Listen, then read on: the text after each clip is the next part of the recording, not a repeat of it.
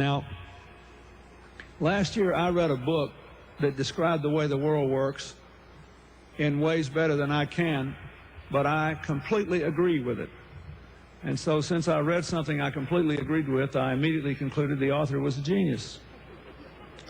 You've all had that experience. The title of this book is Non-Zero. The author is Robert Wright, and if you haven't read it, I urge you to get it and read it.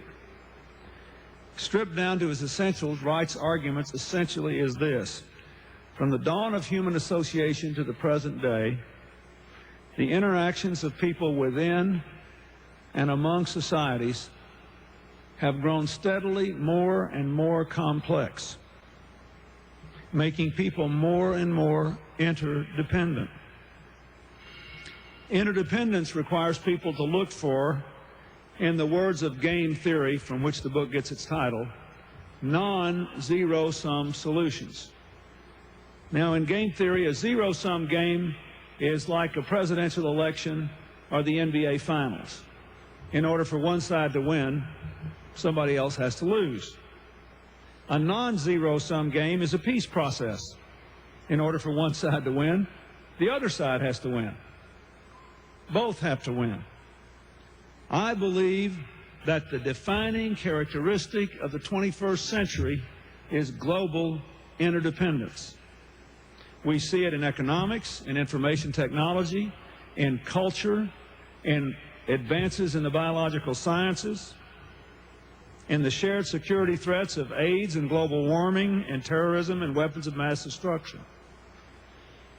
In such a world,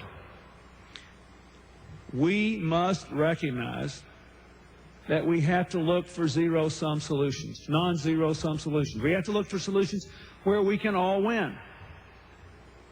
And our obligation is to establish an era of positive interdependence. And our ability to do that requires more than simply an intellectual acceptance of the way the world works.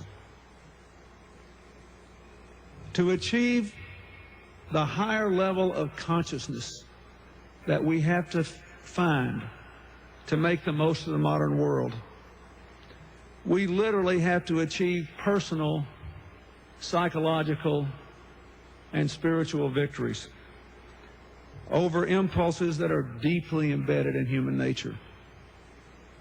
For we all still tend to fear and distrust those who don't look like us, talk like us, worship like us, think like us.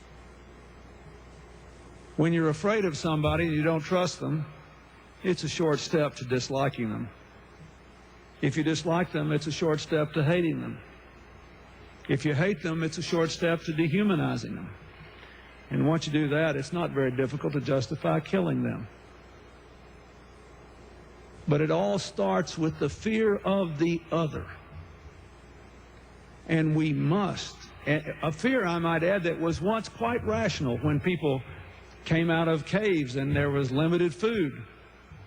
And you wanted to feed your kids, and maybe in order to do it, you had to stop someone else from feeding theirs.